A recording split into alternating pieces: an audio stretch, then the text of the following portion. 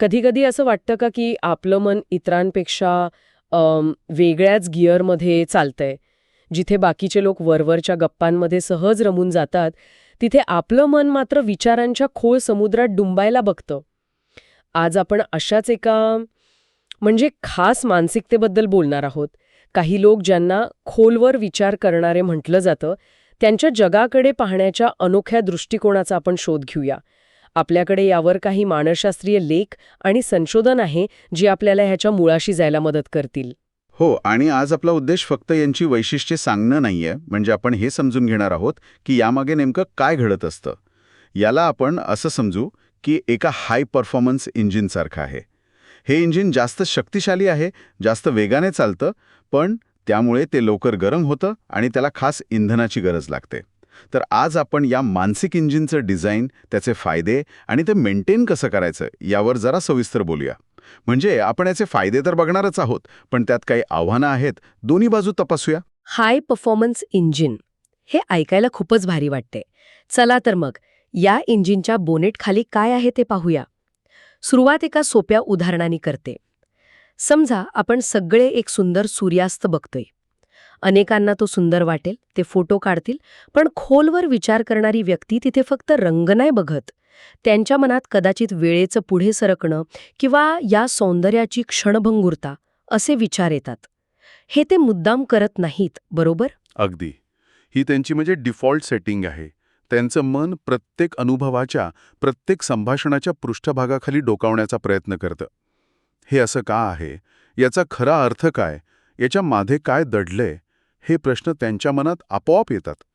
आणि यामागे खरं तर एक ठोस वैज्ञानिक कारण आहे. संशोधनातून असं दिसलंय की अशा व्यक्तींच्या मेंदूचा प्रीफ्रंटल कॉर्टेक्स नावाचा जो भाग असतो ना, ओके, प्रीफ्रंटल कॉर्टेक्स हा तोच भाग आहे ना, जो गुंतागुंतीचे विचार करणे आणि निर्णय घेण्यासाठी जबाबदार असतो? बरोबर, हाच भाग आपल्या व्यक्तिमत्वाला आकार देतो, नियोजन करायला मदत करतो. जेव्हा हा भाग जास्त सक्रिय असतो तेव्हा मेंदू एकाच वेळी अनेक स्तरांवर माहितीचं विश्लेषण करत असतो. तो प्रत्येक गोष्टीतील लहान-सहान तपशील टिपतो, त्यातील संबंध जोडतो आणि संभाव्य परिणाम तपासतो. त्यामुळे जिथे इतरांना एक सरळ गोष्ट दिसते, तिथे यांना अनेक पदर आणि गुंतागुंत दिसते. म्हणजे त्यांचं मन सतत ॲनालिसिस मोडमध्ये असतं.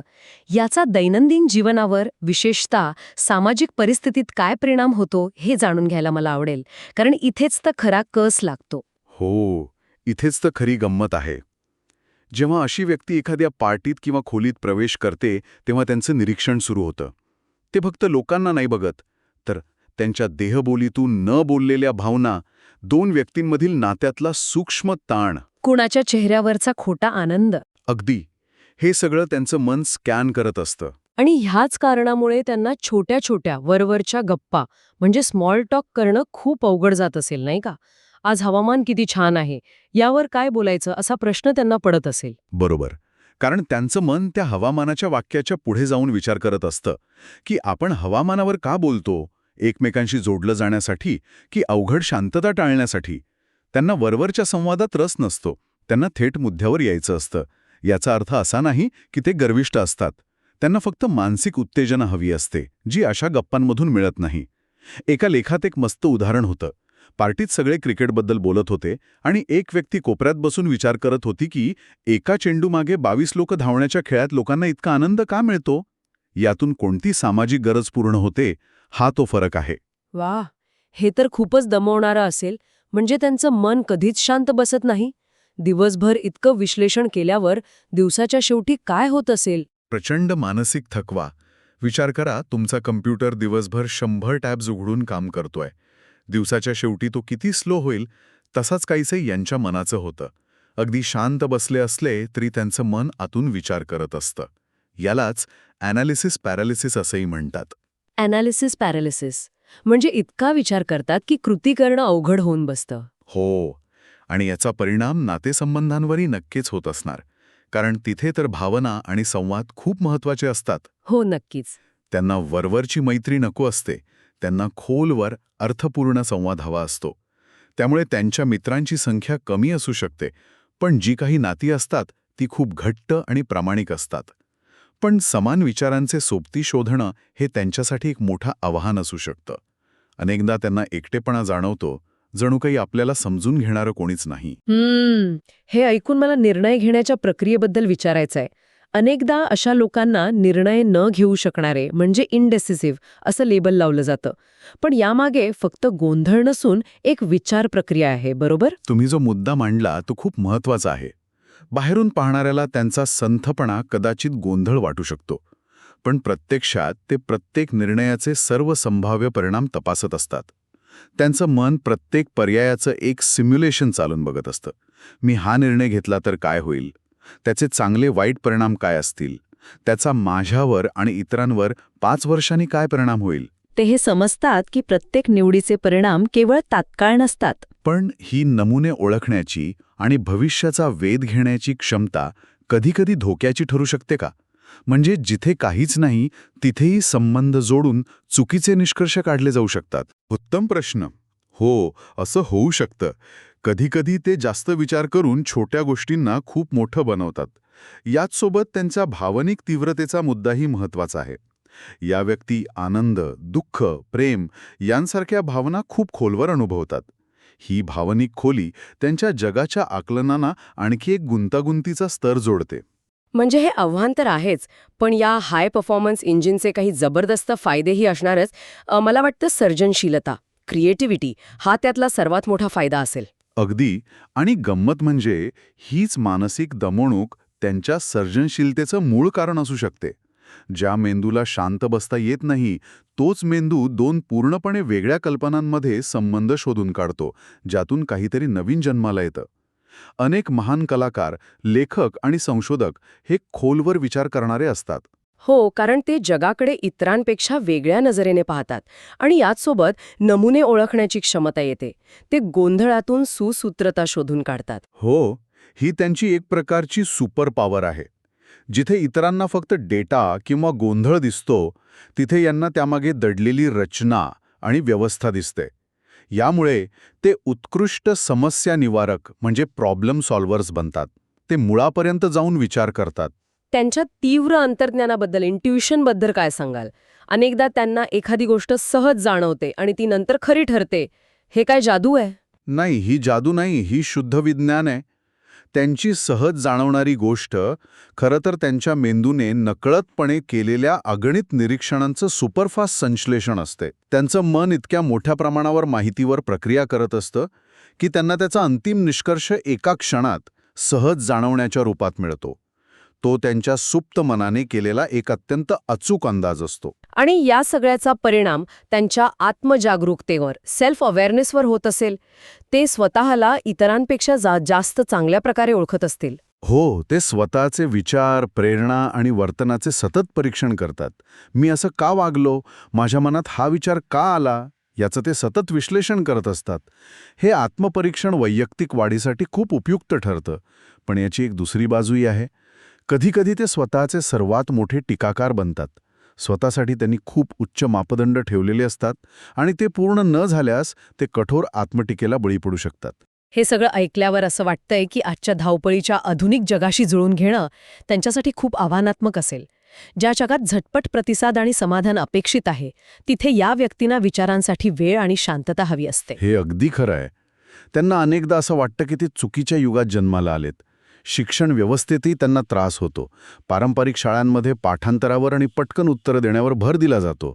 पण या व्यक्तींना हे असं का आहे हे समजून घ्यायचं असतं, फक्त ते स्वीकारायचं नसतं. त्यांचे प्रश्न विचारणारे स्वभाव शिक्षकांना अनेकदा बंडखोरी वाटू शकते. पण ती त्यांची खरी ज्ञान मिळवण्याची उत्सुकता असते. आणि कामाच्या ठिकाणी मला वाटतं तिथेही त्यांना अशाच अडचणी येत असतील. ते रणनीतिक विचार आणि नवनिर्मितीमध्ये उत्कृष्ट असतात, पण ऑफिसमधील राजकारण आणि वरवरच्या नेटवर्किंगमध्ये त्यांना संघर्ष करावा लागतो. बरोबर. जेव्हा त्यांना स्वायत्तता आणि त्यांच्या कल्पनांवर काम करण्यासाठी वेळ दिला जातो, तेव्हा ते सर्वोत्तम काम करतात. पण सततच्या मीटिंग्ज आणि उथळ संवाद त्यांच्या ऊर्जेचा नाश करतात. आणि त्यांचा एक स्वभाव असतो, जो काही लोकांना निराशावाद वाटू शकतो. ते मीटिंगमध्ये म्हणतील, पण जर असं झालं तर? आपण या धोक्याचा विचार केला आहे का? हा निराशावाद नसतो, तो वास्तववाद असतो. त्यांना संभाव्य समस्या आणि त्रुटी इतरांपेक्षा लवकर दिसतात. या सगळ्यामुळे येणाऱ्या एकटेपणाच्या भावनेबद्दल आपण आधी बोललो. आपल्या आजूबाजूच्या लोकांपेक्षा आपण खूप वेगळे आहोत ही भावना खूप त्रासदायक असू शकते. यावर मात करण्यासाठी ते काय करतात? एक अतिशय मनोरंजक गोष्ट श्रोतांमध्ये सांगितली आहे. अनेक जण या एकटेपणावर मात करण्यासाठी पुस्तकांचा आधार घेतात. पुस्तकं त्यांच्यासाठी फक्त माहितीचा स्रोत नसतात, तर ती एक प्रकारची मैत्री असतात. पुस्तकांमधून त्यांना इतर खोलवर विचार करणाऱ्या व्यक्तींशी, जे कदाचित शतकांपूर्वी जगले असतील, त्यांच्याशी वैचारिक संवाद साधल्याचा अनुभव मिळतो.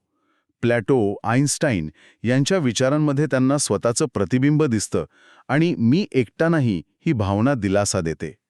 आणि आजच्या काळात तंत्रज्ञान आणि सोशल मीडियासोबतचं त्यांचं नातं कसं असेल? हे तर महाजाल आहे. त्यांचं याच्याशी एक प्रेम-द्वेषाचं नातं आहे. एकीकडे त्यांना माहितीचा अमर्याद स्रोत म्हणून ते आवडतं. ते तासनतास काहीतरी नवीन शिकण्यात घालू शकतात. पण त्याचवेळी त्यातील उथळपणा, सततचं लक्ष विचलित करण्याची क्षमता, हे त्यांना अस्वस्थ करतं. त्यामुळे अनेकदा ते स्वतःला यापासून जाणीवपूर्वक दूर ठेवतात. तर या मानसिकतेसोबत जगण्यासाठी या हाय परफॉर्मन्स इंजिनला योग्य प्रकारे चालवण्यासाठी काही मार्ग आहेत का? कारण ही एक देणगी आहे, पण ती ओझं वाटू नये यासाठी काय करता येईल? निश्चितच. सर्वात महत्त्वाचं म्हणजे स्वीकृती. माझं मन असं आहे आणि ते ठीक आहे हे स्वीकारणं ही पहिली पायरी आहे. दुसरी गोष्ट म्हणजे मनाला अधूनमधून शांत करायला शिकणे. प्रत्येक गोष्टीचं विश्लेषण करणं आवश्यक नाही हे समजून घेणं गरजेचं आहे. त्यासाठी ध्यान आणि सजगता म्हणजे माइंडफुलनेस यांसारख्या पद्धती त्यांना आपल्या सतत धावणाऱ्या मनावर नियंत्रण मिळवण्यासाठी मदत करतात. अनेकदा हे लोक त्यांच्या सामाजिक वर्तुळात सल्लागार किंवा मार्गदर्शकाच्या भूमिकेत असतात असंही मी वाचलं आहे. हो, कारण लोकांना त्यांच्या शहाणपणाची आणि अंतर्दृष्टीची जाणीव असते. ही भूमिका समाधान देणारी असू शकते, पण ती थकवणारी असू शकते. कारण ते इतरांच्या समस्याही तितक्याच खोलवर अनुभवतात. त्यामुळे त्यांना नाही म्हणायला शिकणे आणि स्वतःच्या भावनिक सीमा ठरवणे खूप महत्त्वाचं आहे. आणि मला वाटतं वयानुसार यात एक प्रकारची समज येते.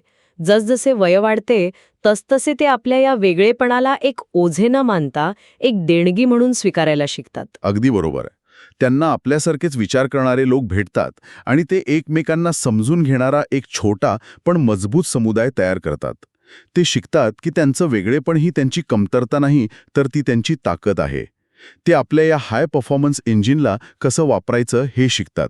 कधी त्याला पूर्ण वेगात पळवायचं आणि कधी त्याला विश्रांती द्यायची. खरे, इतिहासाकडे पाहिलं तर महान तत्वज्ञ, संशोधक, सत्यशोधक हे असेच खोलवर विचार करणारे होते. आजच्या जगात जिथे गुंतागुंतीच्या प्रश्नांची सोपी आणि चुकीची उत्तरं दिली जातात, तिथे अशा लोकांच्या बुद्धीची आणि अंतर्दृष्टीची समाजाला सर्वाधिक गरज आहे. तर आजच्या चर्चेचा सार हा आहे की जगाकडे पाहण्याचा हा वेगळा दृष्टिकोन कोणतीही उणीव नाही, ही एक मूल्यवान देणगी आहे, एक शक्तिशाली मानसिक इंजिन आहे. फक्त त्याला जपायला आणि योग्य प्रकारे वापरायला शिकायला हवं. हो, आणि जाता जाता श्रोत्यांना विचार करण्यासाठी एक शेवटचा प्रश्न. या स्रोतांमधून एक गोष्ट स्पष्ट होते की खोलवर विचार करण्याची क्षमता जगाकडे अधिक स्पष्टपणे पाहण्याची दृष्टी देते, पण त्याचवेळी ती एकाकीपणाची भावनाही निर्माण करू शकते. मग असा प्रश्न उरतो की या दोन्ही बाजूंमध्ये संतुलन कसे साधायचे, जेणेकरून हे शक्तिशाली इंजिन आपल्याला पुढे घेऊन जाईल, पण प्रवासात आपल्याला जाळून टाकणार नाही. ही देणगी एक भार न वाटता की एक खरी शक्ती कशी बनेल, हाच खरा विचार करण्यासारखा प्रश्न आहे.